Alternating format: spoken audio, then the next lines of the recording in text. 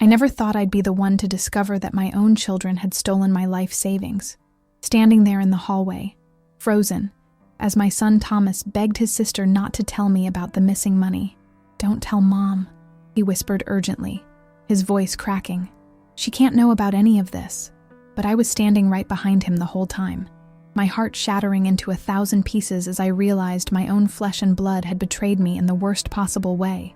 The look on their faces when they turned around and saw me, I'll never forget it as long as I live. Pure shock, then shame, then something darker, something calculated. Thomas recovered first, his expression shifting to that charming smile that had gotten him out of trouble since he was 5 years old. "Mom, it's not what you think," he said, stepping toward me, hands out like he was approaching a spooked animal. And maybe I was. I felt my breath coming in short gasps, the edges of my vision blurring. "The money," I managed to say, my voice barely above a whisper. "My retirement fund. You took it all?" My daughter Melissa wouldn't meet my eyes, suddenly fascinated by the pattern on our hallway carpet, the same carpet I'd saved for months to buy when we moved into this house in Springfield 20 years ago. "We were going to pay it back," Thomas said quickly. Too quickly. "It was just a temporary loan. For an investment opportunity. We're going to triple your money." The lies poured out of him so smoothly, I almost wanted to believe them. But the bank statement clutched in my trembling hand told a different story. $300,000. Gone. My entire life savings. The money that was supposed to support me through my golden years. The money I'd scraped together working double shifts as a nurse for 35 years. Gone. "How could you?" The words came out as a broken whisper. My legs gave way beneath me, and I slid down against the wall, the cool plaster at my back the only thing grounding me to reality. Melissa finally looked at me, her blue eyes, so like her father's, brimming with tears. "Mom, we can explain everything." But there was nothing to explain. The bank had already called me, concerned about the unusual transfers. Large sums, withdrawn over the past 6 months, all authorized with my information. Information only my children would have known. "Get out," I said, surprising even myself with the sudden steel in my voice. "Both of you, get out of my house." Thomas stepped forward, that manipulative smile still playing on his lips. "Mom, you're upset. Let's sit down and talk about this like adults." "Like adults?" The scream tore from my throat, raw and primal. "Adults don't steal from their mother. Adults don't—" My voice broke as a sob wrenched itself from my chest. The family photo on the wall caught my eye. Thomas's high school graduation, all of us smiling, my arm around his shoulder. I'd worked overtime for months to pay for his college tuition, and Melissa's wedding photo beside it, where I'd spent my vacation fund to give her the perfect day she'd always dreamed of.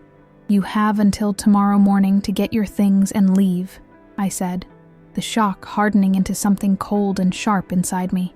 "After that, I'm changing the locks." Thomas's face darkened, the charm disappearing entirely. "This house is as much ours as it is yours," he said, his voice low and threatening. "Dad would have wanted—" "Don't you dare bring your father into this," I hissed, rising to my feet, anger giving me strength I didn't know I had. "Robert would be ashamed of what you've become." A flash of something. Guilt? Resentment? Crossed Melissa's face. "Dad left us nothing," she whispered. "We were just taking what should have been ours anyway." The words hit me like a physical blow. Is that what they told themselves to justify this betrayal? That they were entitled to the money I'd earned through decades of hard work? "Get out," I repeated, my voice deadly calm now. "Now. My name is Eleanor Mitchell. I'm 62 years old, and until 6 months ago I thought I had everything figured out. I've lived in this modest 2-story house in Springfield, Illinois for over 20 years. Ever since Robert and I decided we needed more space for the kids. We weren't rich by any means, but we were comfortable. Robert was a high school history teacher, beloved by his students. I was a nurse at Memorial Medical Center, working the night shift in the intensive care unit. We were happy, or at least I thought we were. We raised our children with love, taught them the value of hard work and honesty. Thomas was always the charmer, the golden boy who could talk his way out of any situation. Melissa was quieter, more serious, always with her nose in a book. They were good kids. At least that's what I believed. Then Robert died of a heart attack 7 years ago. It was sudden. 1 minute we were planning our retirement. dreaming about the cross-country road trip we'd taken in RV. And the next minute, I was a widow at 55, left to navigate the world alone. The kids were already adults by then. Thomas was 25, working at what he called a startup in Chicago, but what seemed to be a series of get-rich-quick schemes. Melissa was 28, married to David, living just across town. After the funeral, after the casseroles stopped arriving and the sympathy cards collected dust on the mantel, I realized I needed to be practical. I took Robert's life insurance money and our modest savings and invested them conservatively, on the advice of our longtime family financial advisor, Mr. Jenkins. I picked up extra shifts at the hospital. I downsized where I could, started growing vegetables in the backyard to save on groceries. I was determined to build a secure future for myself, and maybe leave something for the kids when I was gone. Every morning for the past 7 years, I've woken up at 5, made a cup of coffee, and sat at the kitchen table Robert built, watching the sun rise over our backyard. The maple tree he planted when we first moved in is huge now, its branches casting dappled shadows across the lawn. I've lived a simple life, finding joy in small things. My garden, my book club on Wednesday evenings, the occasional dinner with friends from the hospital. I retired from nursing just last year, my body finally telling me it couldn't handle the 12-hour shifts anymore. My back ached constantly from decades of lifting patients. My hands sometimes trembled with fatigue, but I was proud of what I'd accomplished. I'd saved lives. I'd comforted the dying. I'd held the hands of frightened patients when no one else was there for them. And I'd saved enough, just barely enough, to live out my remaining years with dignity. Not luxury, mind you, just basic security. The knowledge that I wouldn't be a burden to anyone, that I could pay for my own care when I needed it. The kids visited occasionally. Thomas would sweep in like a whirlwind, full of grand stories about his latest venture, always just on the verge of making it big. He'd borrow money sometimes, for rent, for car repairs, for business investments. I always gave it to him, even when it meant tightening my own belt. He was my son, after all. Melissa came by more regularly, usually with little Emma, my 5-year-old granddaughter. Those visits were the highlight of my week. Emma's infectious giggle as she helped me bake cookies or plant flowers. Last Christmas, I noticed something odd. Thomas was asking detailed questions about my finances, what bank I used, whether I had online banking set up, whether I kept my social security card at home. I thought he was just concerned about my well-being, maybe worried that I wasn't managing well on my own. I showed him everything, explained my simple system for paying bills and keeping track of expenses. I even showed him where I kept important documents, in the fireproof safe in my bedroom closet, the combination set to Robert's birthday. "You should write all this down, Mom," he'd said, his arm around my shoulders, "just in case something happens. Melissa and I need to know how to handle things." So I did. I wrote down all my account numbers, passwords, the location of my will and insurance policies. I put it all in a folder labeled, "In case of emergency," and told both of them where to find it. I thought I was being responsible, looking out for them even after I was gone.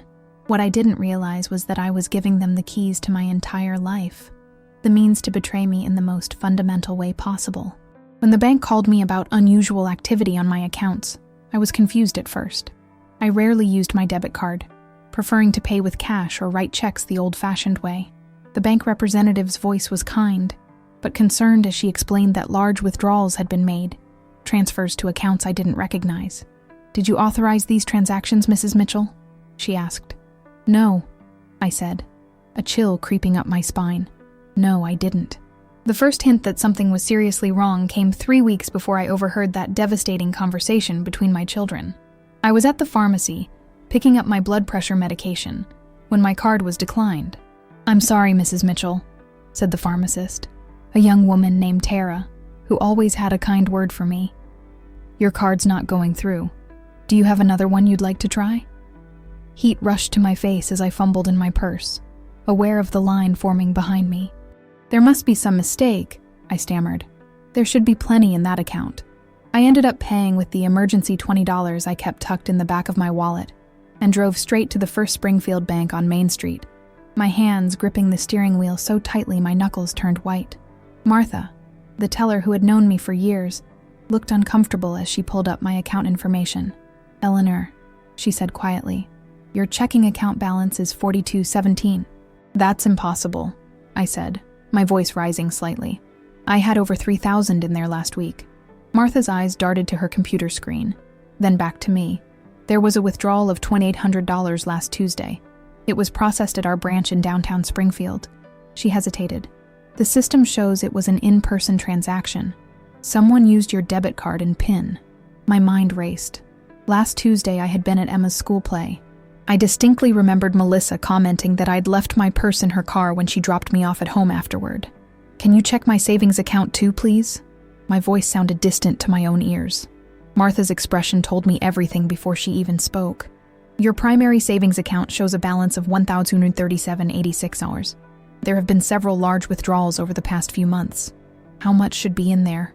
I whispered, though I knew the answer. According to your last statement from 3 months ago, it should be just over $85,000. The room seemed to tilt around me. I gripped the counter for support. What about my retirement account? My voice was barely audible.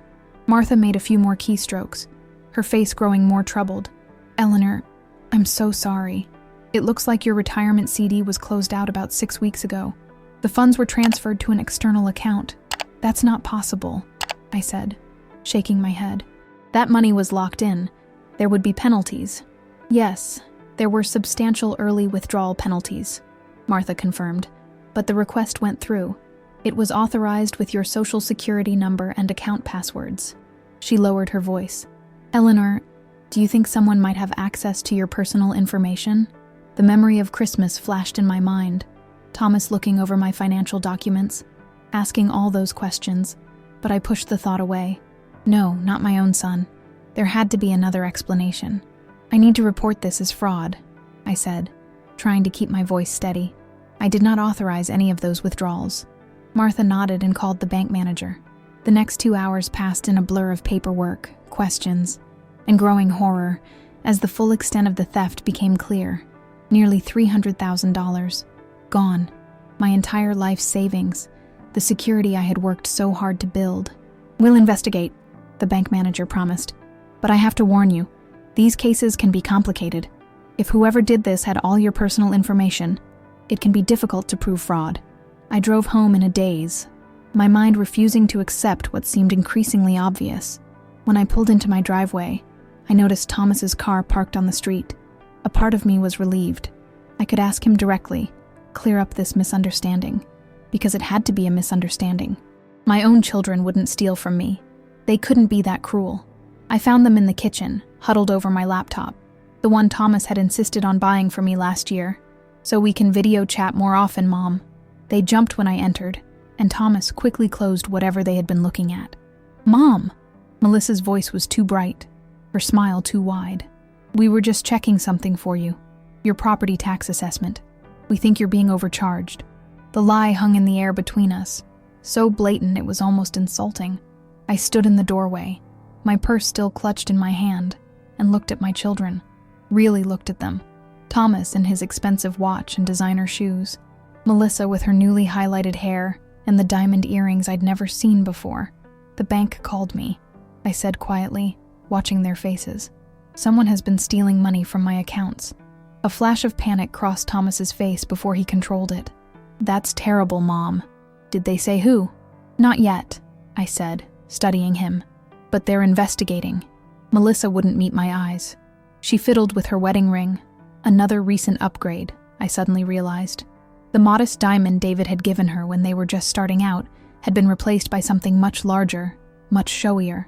I need to lie down, I said, suddenly exhausted beyond words. I've had a shock. Of course, Mom. You rest, Thomas said, all concern. Melissa and I will make dinner. We'll take care of everything. I retreated to my bedroom, closed the door, and leaned against it, tears streaming down my face, because now I knew. The way they had looked at each other when I mentioned the investigation, the guilty shift in their postures, the expensive new possessions they couldn't possibly afford on Thomas's sporadic income or David's teacher's salary. My own children had robbed me blind. I spent that night reliving memories, lying in the darkness as scenes from our family history played through my mind like an old movie reel. Thomas as a gap-toothed 7-year-old, proudly showing me the A on his math test. Melissa at 10, her face serious as she read her poem at the school talent show. The sacrifices, the love, the thousand small moments that made up our life together. How had we come to this? I remembered the winter when Robert lost his job at the high school. Budget cuts, they said. Nothing personal. We had 3 months with no income except my nursing salary. I took on extra shifts until I was working nearly 80 hours a week, coming home so exhausted I could barely take off my shoes before collapsing into bed. We cut back on everything. No heat above 65 degrees. No new clothes. Meals stretched with rice and beans to make them last. But we made sure the kids never felt the pinch. Thomas still got to go to basketball camp that summer because I sold my grandmother's silver tea set, the only heirloom I had. Melissa still had her dance lessons because Robert and I ate nothing but ramen noodles for dinner 3 nights a week. We never wanted them to feel poor, to feel less than their friends. When Robert got hired at a different school the following fall, we didn't immediately restore our standard of living. Instead, we started a college fund for the kids. Every spare dollar went into it. We drove our old cars for years after they should have been replaced. We never took expensive vacations, just camping trips to nearby state parks, where Robert would teach the kids about local history, and I would point out different plants and their medicinal properties. The memory that kept returning to me that night was from when Thomas was 16. He'd been selected for a prestigious summer program at Northwestern University, a potential foot in the door for his college application. The program cost $5,000. We didn't have it. I'll figure something out, I promised him, seeing the hope in his eyes. And I did. I sold my wedding ring, not the engagement diamond, but the gold band Robert had placed on my finger on our wedding day. It was thick, old-fashioned gold, worth enough to cover most of the program fee. I told Robert and the kids I'd lost it. I wore a cheap replacement from a department store, and no one ever knew the difference. Thomas thrived in that program. It led to a scholarship at Northwestern, which led to his business degree, which led to, what? A series of failed ventures and lies about his success? A son who would steal from his own mother? And Melissa. Sweet, serious Melissa.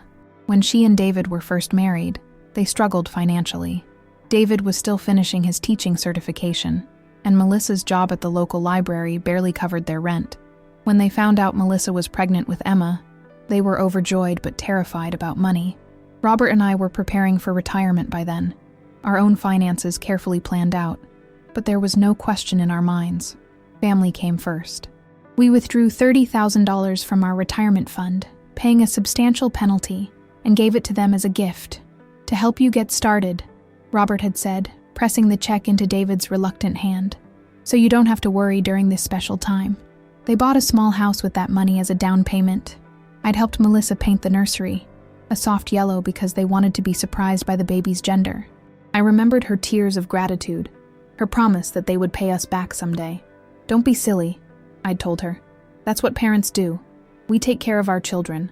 After Robert died, both kids were supportive in their own ways. Thomas flew in for the funeral, handled all the arrangements with the funeral home, spoke eloquently at the service about his father's impact on his life. Melissa was my daily support, bringing over casseroles, helping me sort through Robert's belongings when I was finally ready, sitting with me during those first lonely evenings. But as weeks turned into months, and months into years, I noticed a shift. Their visits became less frequent. When Thomas called, it was often to tell me about some financial difficulty he was having, some temporary shortfall that he just needed a little help with.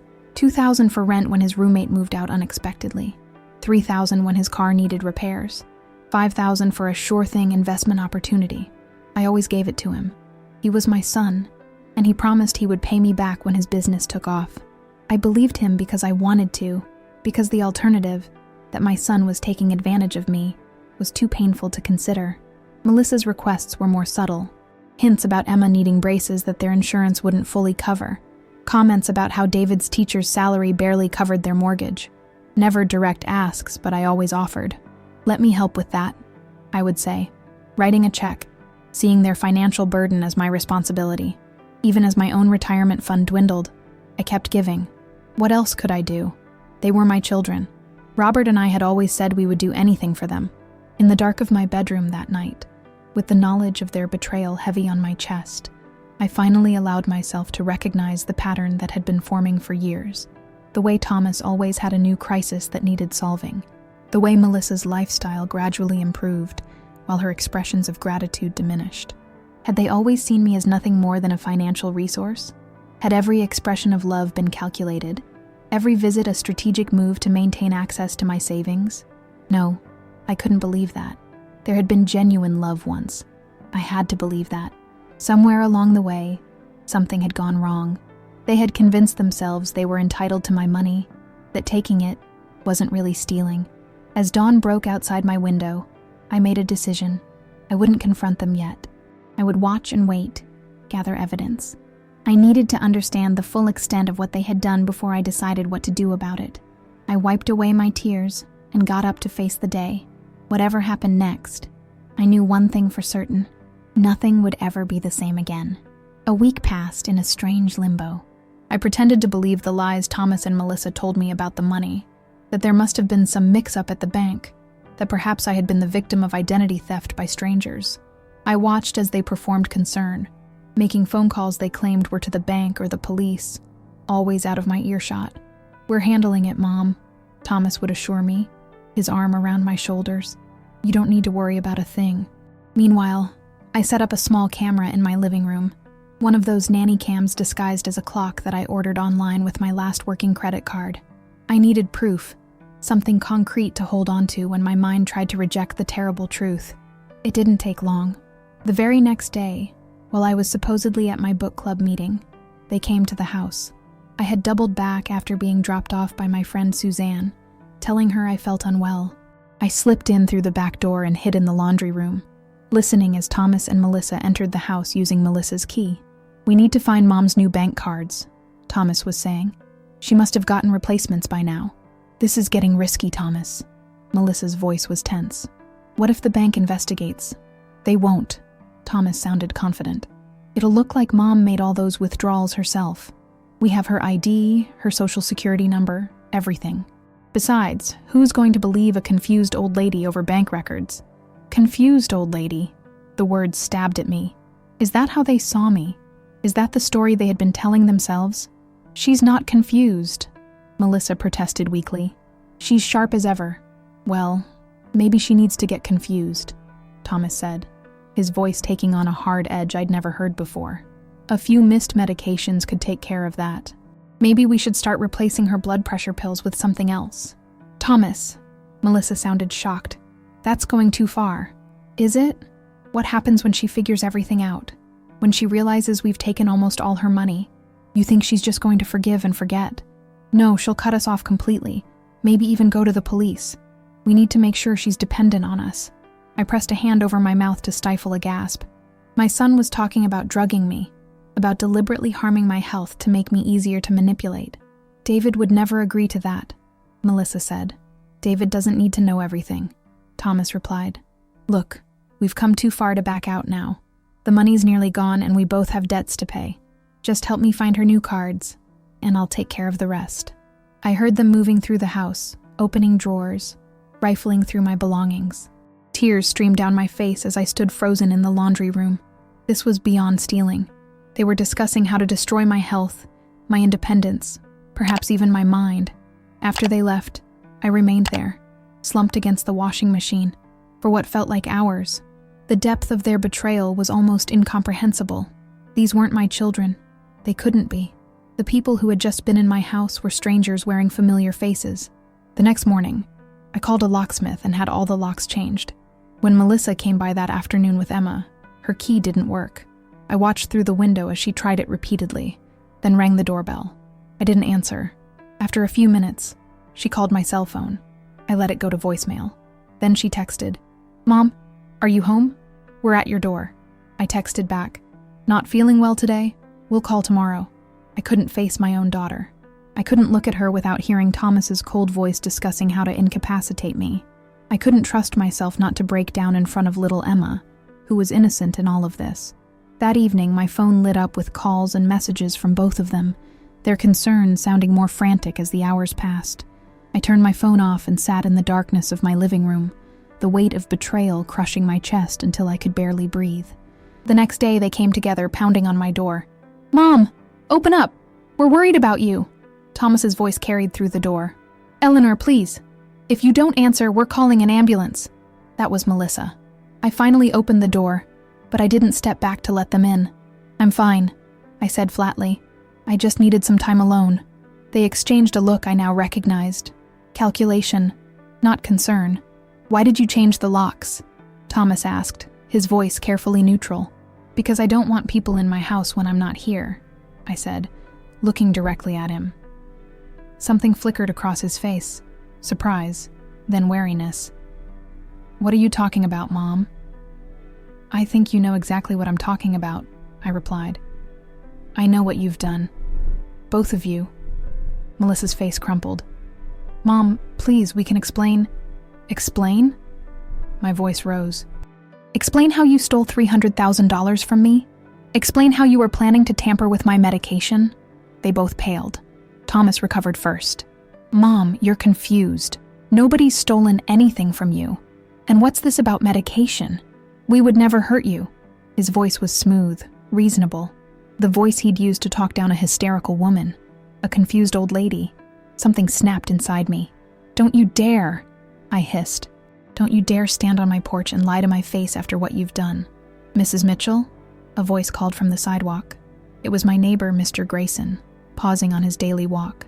"Everything okay over there?" Thomas turned, all charm. "Everything's fine, sir. Just a family discussion." Mr. Grayson looked unconvinced, his eyes on my face. "Eleanor, you need any help?" Before I could answer, Thomas stepped closer, dropping his voice.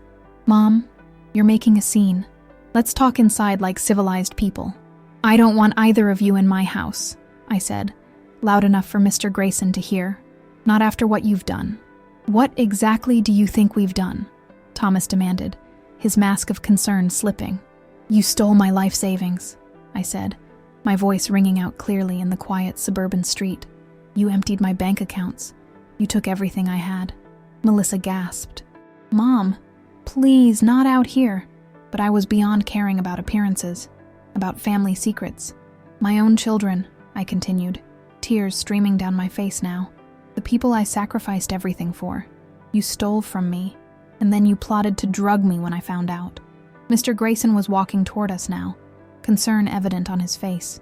Other neighbors had appeared on their porches, drawn by the commotion. "She's confused," Thomas said loudly for everyone's benefit. "Mom's been having these episodes lately.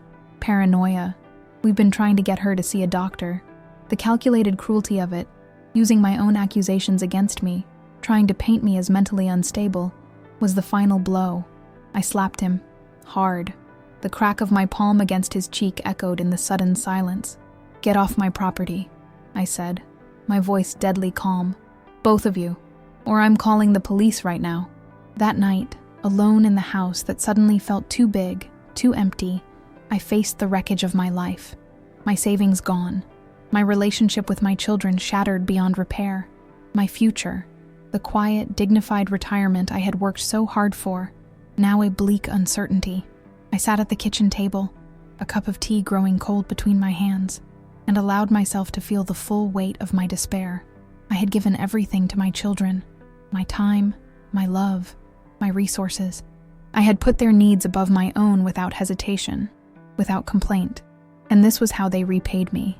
The betrayal cut so deep that for a moment I wondered if life was even worth continuing. What did I have left to live for? What purpose would my remaining years serve? As dawn broke outside my window, painting the kitchen in soft golden light, I found myself staring at a photograph on the refrigerator, a much younger me in my nursing scrubs, holding a newborn infant, my face glowing with the particular joy that comes from helping bring new life into the world. I remembered that day clearly. The mother had been in labor for 26 hours. The baby had been in distress. Everyone had feared the worst, but we had pulled through. The medical team, the mother, the child. We had fought against despair and won. In that moment, something shifted inside me. A quiet voice whispered, "You are still that woman. You are still a fighter." I straightened my shoulders and took a deep breath. I would not allow my children's betrayal to destroy me. I would not fade into a helpless victim role. I had survived worse. Robert's death, decades of night shifts, the bone-deep exhaustion of balancing work and motherhood. I would survive this too. First, I needed to secure what little I had left. I made an appointment with a new bank across town and opened accounts that my children had no knowledge of. I changed all my passwords and PINs. I called the Social Security office and put a fraud alert on my number. Then I contacted a lawyer, Janet Weiss, a no-nonsense woman in her 50s whom I'd met through my hospital's legal aid program years ago. I laid out everything: the stolen money, the plot to tamper with my medication, the recordings I'd made. "They've committed several serious crimes," Janet said, her expression grim. "Identity theft, elder abuse, grand larceny. We could pursue criminal charges." The thought of my children in court, perhaps even in jail, made my stomach turn. Despite everything, some part of me still loved them, still remembered the babies I had held in my arms, the children whose scraped knees I had bandaged, the teenagers whose hearts I had helped mend after first breakups. "Let's start with a demand letter," I suggested. "Give them a chance to return the money before we involve the police." Janet nodded, understanding in her eyes. "That's fair. But Eleanor, you need to be prepared.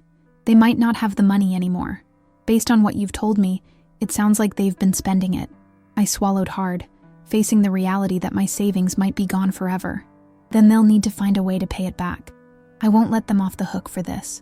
Over the next week, I discovered a strength in myself I'd forgotten I possessed. I contacted the bank's fraud department with my evidence. I filed reports with the police and the Adult Protective Services. I documented every transaction, every conversation, building a case that would be impossible to dismiss as the ramblings of a confused old lady. I also began to look at my future differently. If I couldn't recover my savings, what then? I still had my house, mortgage-free. I still had my nursing skills. I might be past retirement age, but I was healthy, competent, experienced. There were options: part-time work, downsizing, careful budgeting. One afternoon, I ran into Suzanne from my book club at the grocery store. She took one look at my face and knew something was wrong. "Eleanor, what on earth has happened? You look like you've been through hell." The kindness in her voice nearly broke me. I'd been so focused on the betrayal, on the practical steps of response, that I hadn't allowed myself the comfort of friendship. Before I knew it, I was telling her everything, right there between the produce section and the bakery. Instead of pity, her face showed outrage. "Those ungrateful brats," she said, her voice low but fierce. "After everything you've done for them." Then she surprised me.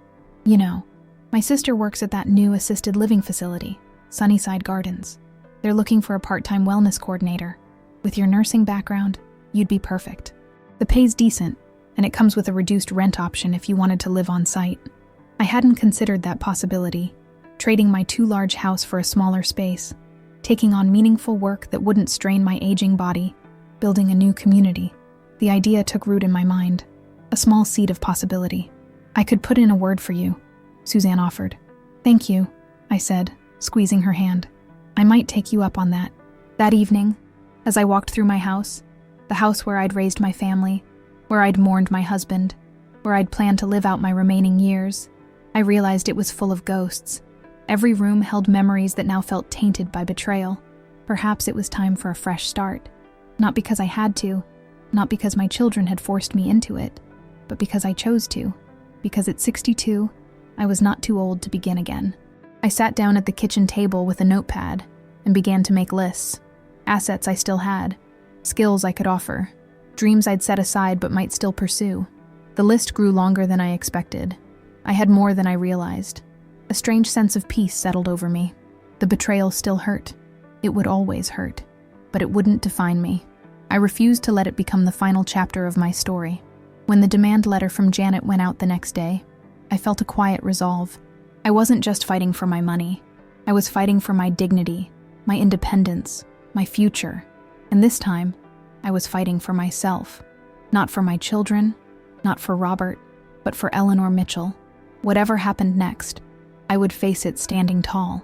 The woman who had saved lives, who had raised children, who had survived loss and hardship. She was still here, wounded, but not broken, betrayed, but not defeated. And for the first time since discovering the theft, I allowed myself to imagine a future that, while different from what I'd planned, might still hold joy, purpose, and peace. 3 days after the demand letter went out, I received a text from Melissa asking to meet at a coffee shop downtown. Neutral territory. I agreed, steeling myself for more lies, more manipulation. The small cafe was busy with the lunch crowd when I arrived. Melissa was already there, sitting at a corner table, her face pale and drawn. No sign of Thomas. "Thank you for coming," she said as I sat down across from her. Her eyes were red-rimmed, her hands fidgeting nervously with a napkin. "Where's your brother?" I asked, keeping my voice neutral. "He doesn't know I'm here." She glanced around, as if afraid he might appear. "Mom, there's something you need to know. Something I should have told you a long time ago." I waited, my heart hammering in my chest. "The money," she began, then faltered. "It wasn't my idea. I never wanted to take it. Thomas convinced me that you wouldn't miss it, that you had more than you needed for retirement." She swallowed hard. "He said it was only fair, after everything Dad left to his sister." I stared at her, confused. "What are you talking about? Your father didn't leave anything to Margaret. She was already well off with her husband's business." Melissa looked genuinely surprised. "That's not what Thomas said. He told me Dad had a secret life insurance policy that he left entirely to Aunt Margaret. He said you knew about it but kept it from us because you didn't want us to be angry with Dad. The absurdity of it would have been laughable if it weren't so tragic. Melissa, that's completely untrue. Your father's only life insurance policy went to me, the same money I invested for my retirement, the money you and Thomas stole." Doubt flickered across her face. "But Thomas showed me documents, statements from an account in Dad's name." "Forged," I said flatly. "Your brother lied to you, just like he lied to me." She shook her head, not wanting to believe it. "No, that can't be. Thomas wouldn't." "Thomas would," I interrupted. "And did. Melissa, your brother has been manipulating both of us for years. How much of my money did you actually see? How much did he give you?" She looked down at her hands. "About $70,000, for Emma's college fund and to pay off our mortgage. He said the rest was invested, that it would grow and benefit all of us." My breath caught. Thomas had taken over $200,000 that Melissa knew nothing about. "Do you have any idea what he did with the rest of it?" I asked. Tears spilled down her cheeks. "He's been living in a luxury apartment in Chicago. Expensive clothes, fancy restaurants, high-end escorts. He's been pretending to be some successful tech entrepreneur, but it's all been a lie. His business doesn't even exist. It's just a website and some business cards." She looked up at me, anguish in her eyes. "I only found out 2 weeks ago when one of his friends called me, worried about his gambling. Apparently he's lost a fortune at casinos in Vegas and online. He's in debt to some dangerous people, Mom." The pieces clicked into place. Thomas's increasingly desperate need for money, his willingness to go to extremes like tampering with my medication. He wasn't just greedy, he was in trouble. "Why didn't you come to me when you found out?" I asked. "I was afraid," she whispered. "Afraid of what he might do. Afraid of losing Emma if you pressed charges against us. And ashamed. So ashamed of what I'd let him talk me into." She reached across the table, her hand stopping just short of touching mine. "I know you can never forgive me, but I want to make it right. I've put our house on the market. It should sell for enough to pay back what I took." I studied my daughter's face, searching for signs of manipulation, of the calculated performance I'd seen from Thomas. All I saw was genuine remorse and fear. "Does David know?" I asked. She nodded miserably. "I told him everything after we got the letter from your lawyer. He was devastated. He said he would never have agreed to take your money if he'd known it wasn't freely given. He's barely speaking to me." A small, petty part of me was glad that she was facing consequences. But the larger part, the part that still remembered holding her as a newborn, teaching her to ride a bike, helping her through her first heartbreak, ached for her. "What about Thomas?" I asked. "Have you confronted him?" "I tried. He denied everything, said I was betraying him by believing you over him." She hesitated. "Mom, there's something else you should know. The night after you kicked us out of your house, Thomas was ranting, saying he'd make you pay, that he'd have you declared incompetent if you tried to go after him legally." A chill ran down my spine. "Can he do that?" She shook her head. "I don't think so. Not without evidence. But he mentioned something about Dad's final days, about how you might have been negligent in his care. He implied he could use that against you somehow." The accusation hit me like a physical blow. I had cared for Robert devotedly during his final illness, barely sleeping, administering his medications exactly as prescribed, holding his hand until his final breath. "That's a lie," I said, my voice shaking. "I did everything possible for your father." "I know that," Melissa said quickly. "We all know that. Thomas is just desperate. But Mom, I think he might be dangerous. The people he owes money to, they're not the kind who accept excuses." As if summoned by our conversation, my phone buzzed with a text from Thomas. "We need to talk. Coming by your house tonight. Important." I showed Melissa the message, watching her face pale. "Don't meet with him alone," she urged. "Please." I thought for a moment. "Do you still have access to any of the accounts where the money was transferred?" She nodded slowly. "I have the login information for the joint account he set up. He doesn't know that I check it." "Is there any money left in it?" "About $150,000 was there last week. He's been moving it around, but I've been tracking the transfers." A plan began to form in my mind. "Melissa, I need you to do something for me. It won't make up for what happened, but it's a start." I explained what I needed, watching as understanding dawned on her face. For the first time since this nightmare began, I saw a glimmer of the daughter I'd raised, the thoughtful, principled girl who had somehow lost her way. "I'll do it," she promised. "Tonight, before he comes to see you." As we parted outside the cafe, she hesitated, then asked in a small voice, "Do you think you'll ever be able to forgive me?" I looked at her, this flawed, complicated woman who was my child.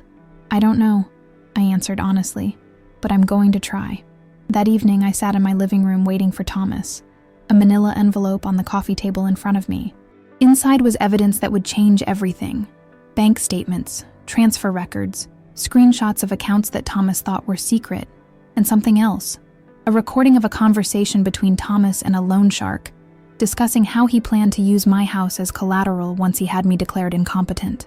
Melissa had come through. The daughter I thought I'd lost had found her way back to the truth, to what was right. It wasn't perfect, and it wouldn't erase the betrayal, but it was a beginning. When the doorbell rang, I took a deep breath and stood up, ready to face my son with the full force of the truth. He thought I was a helpless old woman he could manipulate and discard. He was about to discover how wrong he was.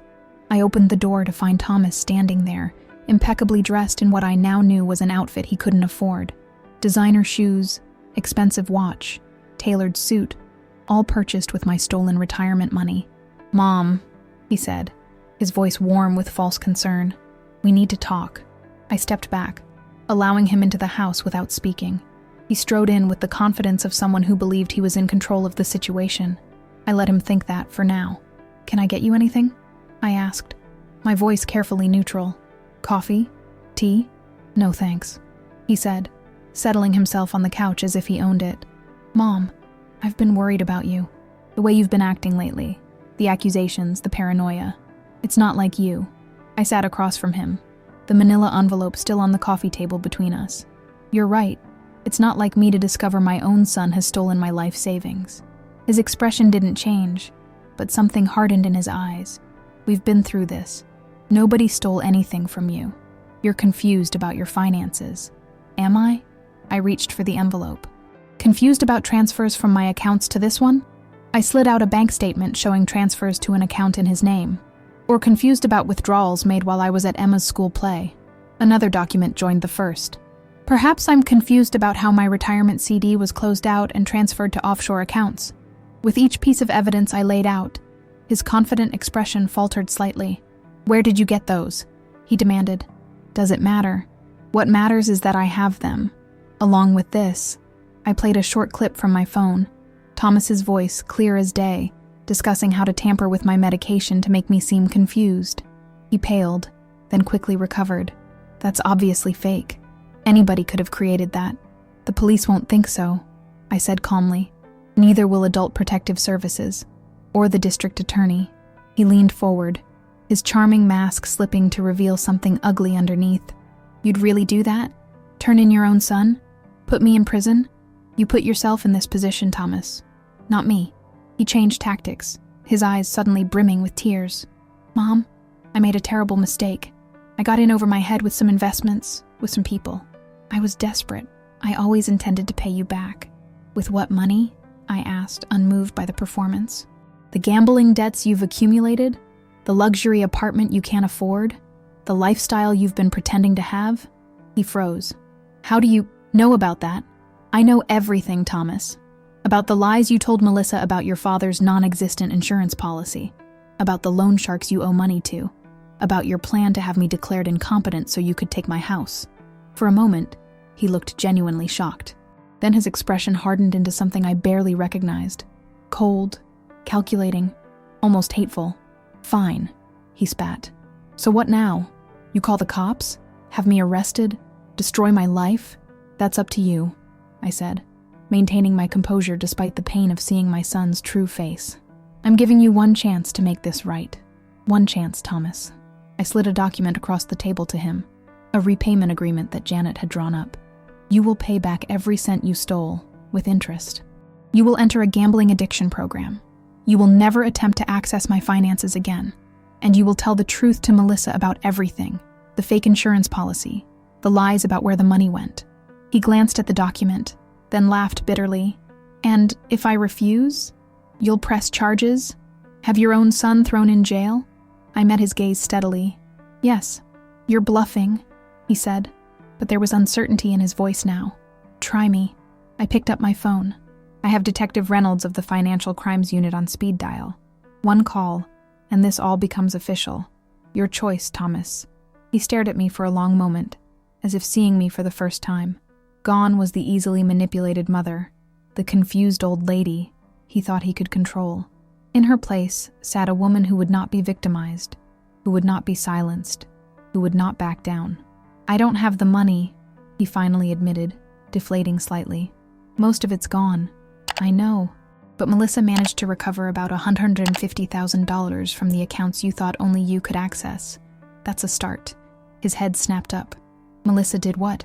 She chose to do the right thing. Something you might want to consider. Anger flashed across his face. She had no right. She had every right. I interrupted firmly. That money was stolen from me. She helped return it. He fell silent, his jaw working as he processed this betrayal from his sister, this unraveling of his carefully constructed scheme. The agreement gives you 5 years to repay the rest, I continued, with reasonable monthly payments. You'll need to get a real job, of course. Live within your means. No more pretending to be something you're not. And if I can't pay it all back, then you'll have violated the agreement, and I'll proceed with criminal charges. It's very simple, Thomas. He picked up the document, scanning the terms. This says I have to move back to Springfield, live here, be monitored. Yes, I'm not going to give you the opportunity to disappear with what's left of my money. You'll live in the apartment above Mrs. Henderson's garage.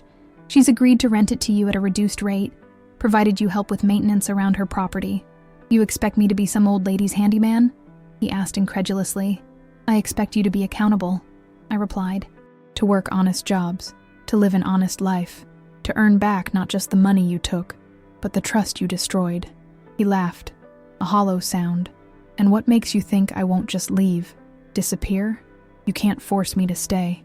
The men you owe money to might have something to say about that, I said quietly. I understand they're quite persistent when it comes to collecting debts. The color drained from his face. You wouldn't tell them where I am. I wouldn't have to.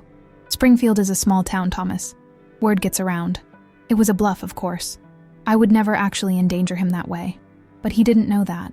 From the fear that flashed across his face, I knew my words had hit their mark. He stared at the repayment agreement for a long time, his mind visibly working through his options, looking for loopholes, for escape routes, finding none. I need time to think about this, he finally said. You have until tomorrow morning, I replied, standing to indicate our conversation was over. After that, I called Detective Reynolds. As I showed him to the door, he paused, looking back at me with a mixture of resentment and, could it be, a grudging respect. You've changed, Mom, he said. No, I corrected him. I was always this strong. You just never noticed because I was using my strength to protect you, not from you. After he left, I sat alone in my living room, the weight of the confrontation settling on me. I had done what needed to be done. I had stood firm, refused to be victimized. I had found my power again, but there was no joy in it, only a deep sadness for what had been lost. The trust, the love, the family I thought we were. Tomorrow would bring Thomas's decision, Melissa's continued attempt at amends, the slow process of rebuilding what had been broken, or of letting it go entirely. Whatever happened, I knew I would face it with the same strength I'd discovered tonight. The woman who had confronted her son, who had refused to be manipulated and discarded, who had found her voice and her power, she was the woman I had always been, and she was the woman who would carry me forward, whatever came next. Morning came with a text message from Thomas. "I'll sign the agreement, but I want to talk terms." I forwarded it to Janet, who replied immediately, "Don't meet him alone. I'll be there in an hour." While waiting for Janet, I called Melissa. She answered on the first ring, her voice tense. "Mom, is everything okay?" "Thomas is coming to sign the agreement," I said. "He knows what you did with the money." She inhaled sharply. "Is he angry?" "Yes," I answered honestly. "But he's cornered. He knows it's this or criminal charges. Do you want me to be there?" I considered it, then decided against it. "No, I think it's better if you stay away for now. Janet will be with me. We'll handle it." "Okay," she said, relief evident in her voice. "Mom, thank you for giving him this chance, for giving me a chance to make things right. We have a long way to go, Melissa," I reminded her gently. "Returning the money is just the first step." "I know, but it's a start." She paused. "David and I have been talking. We're going to sell the house, move into something smaller that we can actually afford, use the extra money to pay you back faster." The knot in my chest loosened slightly. They were taking responsibility, making real changes. It wasn't enough to erase the betrayal, but it was something. Janet arrived exactly when she promised, briefcase in hand, her no-nonsense energy filling my living room. "Ready for this?" she asked, giving my shoulder a supportive squeeze. "As ready as I'll ever be," I replied. Thomas arrived 30 minutes later. He looked different, his expensive clothes replaced by jeans and a plain button-down shirt, his hair unstyled, dark circles under his eyes suggesting a sleepless night. "Ms. Weiss," he acknowledged Janet with a curt nod before turning to me. "Mom, shall we get started?" Janet suggested, indicating the dining table where she had laid out copies of the agreement. Thomas sat down, glancing through the document again. "I want to make a few changes." Janet raised an eyebrow. "This isn't a negotiation, Mr. Mitchell. Your mother is being extremely generous by not pressing criminal charges." "I understand that," he said, surprising me with his level tone. "But if I'm going to make this work, I need some adjustments." "What kind of adjustments?" I asked. "The 5-year repayment period. I can't do it that quickly, not with the interest terms you've set." He looked at me directly. "I'm willing to pay it all back, but I need more time." Janet and I exchanged a glance. We had deliberately set aggressive terms, expecting him to push back. 7 years, Janet countered. "Not a day more, and the interest stays as is." Thomas considered this, then nodded. "Fine. And the monitoring of my finances? I need some privacy. I can't have someone looking over my shoulder for every purchase I make." "That's non-negotiable," I said firmly. "You've proven you can't be trusted with money. Quarterly reviews of your accounts are the minimum I'll accept." He looked like he wanted to argue but thought better of it. "What about where I live? I can't stay in Springfield permanently. There's no work here for someone with my background." "You mean no opportunities to scam people?" Janet asked dryly. Thomas flushed. "I have legitimate skills. Marketing, business development. I can get a real job, but not in a town this size." I considered this. It was true that Springfield had limited opportunities, and keeping him here indefinitely felt more like punishment than rehabilitation. "1 year in Springfield," I said finally, "to prove you're serious about making amends. After that, if you've kept to the payment schedule and shown good faith, we can discuss you moving elsewhere, provided you continue to make payments and check in regularly." He nodded, seemingly relieved at this concession. "An addiction treatment? I can't afford that on top of the repayments." "Your health insurance through your employer would cover most of it," Janet pointed out. "But your mother is willing to help with the deductible, provided it's paid directly to the treatment center, not to you." He swallowed hard, looking down at his hands. "I need help," he admitted quietly. Perhaps the first honest thing he'd said to me in years. "The gambling, it's out of control. Has been for a long time. Despite everything, my heart ached for him. My son was flawed, damaged, corrupted by greed and addiction, but he was still my son. "You'll get the help you need," I assured him. "But you have to commit to it. Really commit." He looked up, his eyes meeting mine. "I will. I promise." We spent the next hour going through the agreement line by line, making minor adjustments, clarifying terms. When it was done, Thomas signed all 3 copies without further objection. As Janet gathered the documents, preparing to file them with the court as part of a civil settlement, Thomas cleared his throat. "There's something else you should know." I tensed, bracing for another revelation, another betrayal. "I've already told Melissa the truth. About Dad's insurance policy, about all of it. I called her last night after I left here." He looked ashamed, unable to meet my eyes. "I've been lying to both of you for so long. I almost started believing it myself. But you're right. It has to stop." I studied him, searching for signs of manipulation, finding none. "Thank you for telling me." He stood to leave, hesitating by the door. "I'm sorry, Mom. I know that doesn't fix anything, but I am." I nodded, not trusting myself to speak. It was too soon for forgiveness, too soon for reconciliation, but perhaps, someday, there would be healing. After he left, Janet turned to me, concern in her eyes. "Are you okay with this? We can still press charges if you prefer." I shook my head. "No, this is better. For all of us. He's still getting off easy," she pointed out. "Maybe," I acknowledged. "But this way there's a chance he'll actually change, and I'll get at least some of my money back." Janet smiled slightly. "You're being very gracious about all this." "Not gracious," I corrected. "Practical, and maybe a little hopeful. They're still my children after all." After Janet left, I sat alone in my quiet house, feeling the weight of the past weeks, the betrayal, the confrontation, today's tentative resolution. It wasn't the ending I would have chosen. My retirement savings were still largely gone. My relationship with my children was fundamentally altered.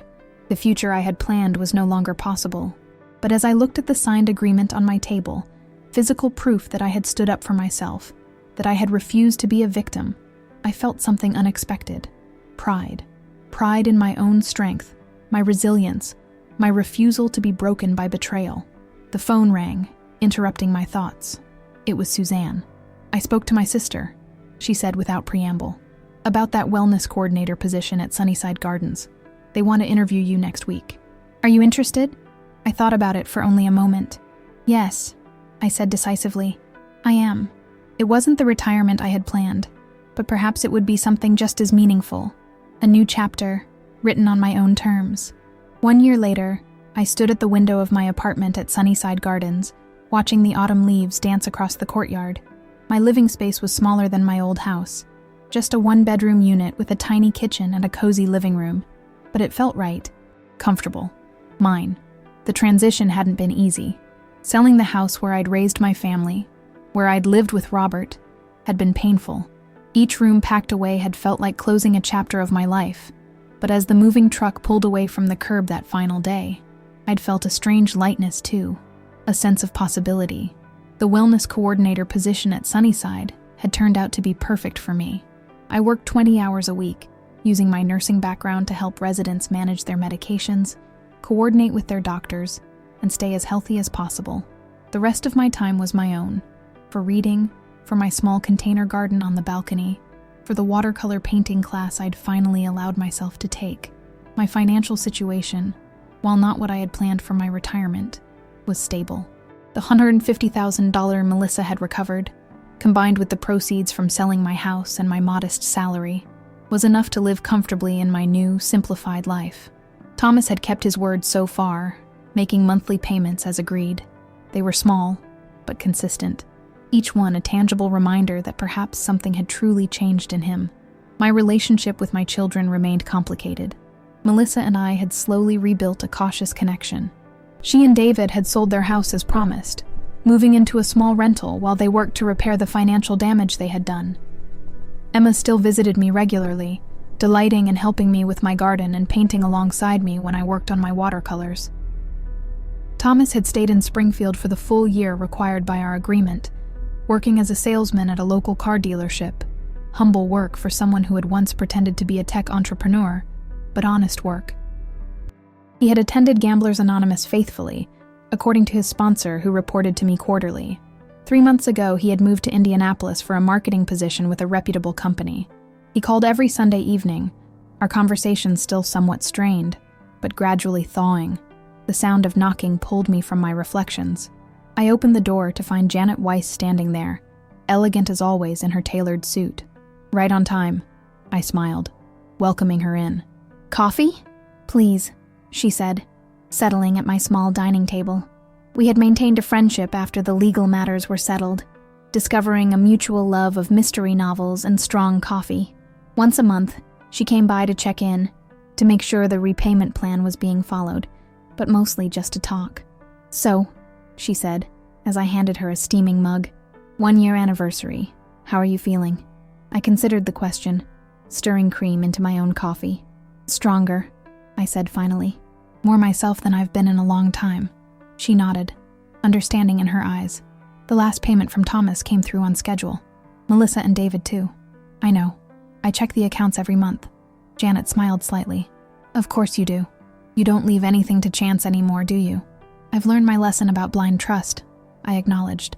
"But I'm not bitter, if that's what you're asking." "Not bitter, no," Janet agreed, studying me. "But changed." I couldn't argue with that. The woman I had been a year ago, the one who put everyone else's needs before her own, who believed her children could do no wrong, who defined herself primarily as a mother and a widow, she was gone. In her place was someone stronger, more clear-eyed, more centered in herself. "I saw Thomas last week," Janet mentioned casually, "at the courthouse. He was there for his quarterly review with the probation officer." I raised an eyebrow, waiting for her to continue. "He looked good, healthy. He asked about you." "And what did you tell him?" "The truth, that you're thriving, that you've built a new life for yourself." I nodded, surprisingly pleased by this. I wanted Thomas to know that he hadn't broken me, that his betrayal hadn't defined my life. "He said something interesting," Janet continued. "He said that watching you stand up to him, refuse to be manipulated, was the first time he really saw you as a person, not just as his mother." The observation struck me as profound and sad at the same time. Had that been part of the problem all along?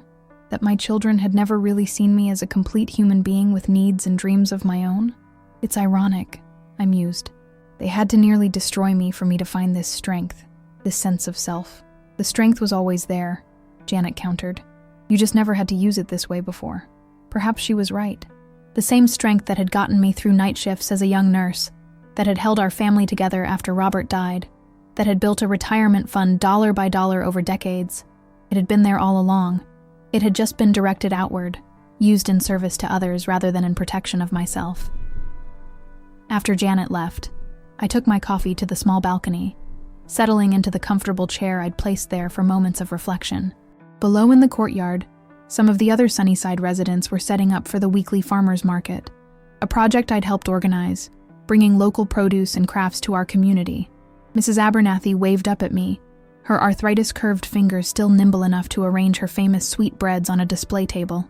Mr. Jimenez was carefully positioning his handcrafted birdhouses, each one painted in cheerful colors.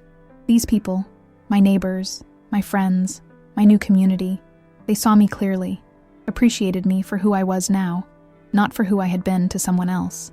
My phone buzzed with a text message from Melissa. "Emma's soccer game at 3. She'd love it if you could come." I smiled, typing back a quick, "I'll be there," before setting the phone aside.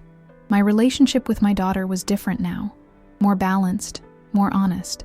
I loved her still, but with open eyes. I no longer gave unquestioningly, no longer sacrificed my own needs, and strangely enough, I thought she respected me more for it. As for Thomas, only time would tell if the changes he'd made would last. I hoped they would, for his sake as much as mine. But my happiness, my sense of peace, no longer depended on his choices or his redemption. The late afternoon sun cast a golden glow across my small balcony garden, illuminating the marigolds and geraniums that thrived in their containers. I'd planted them myself, tending them daily, watching them grow and flourish under my care, much like I had done with myself this past year. The betrayal had nearly broken me. The theft had jeopardized the future I'd worked so hard to secure. But in rebuilding my life, I had discovered something unexpected, a version of myself I might never have known otherwise, a woman of resilience and boundaries, of quiet dignity and self-respect. My life was different now than I had planned, but it was rich with meaning and possibility. I had work that mattered, friendships that sustained me, a relationship with my children that, while complicated, was at least based in truth. And I had myself, the self I had rediscovered in the aftermath of betrayal. As I rose to get ready for Emma's soccer game, I caught a glimpse of my reflection in the window glass, a woman in her 60s with silver-streaked hair and laugh lines, her posture straight, her eyes clear and direct. Not a victim, not a martyr, but a survivor, a woman who had faced betrayal and emerged stronger for it. Eleanor Mitchell, finally, truly, herself.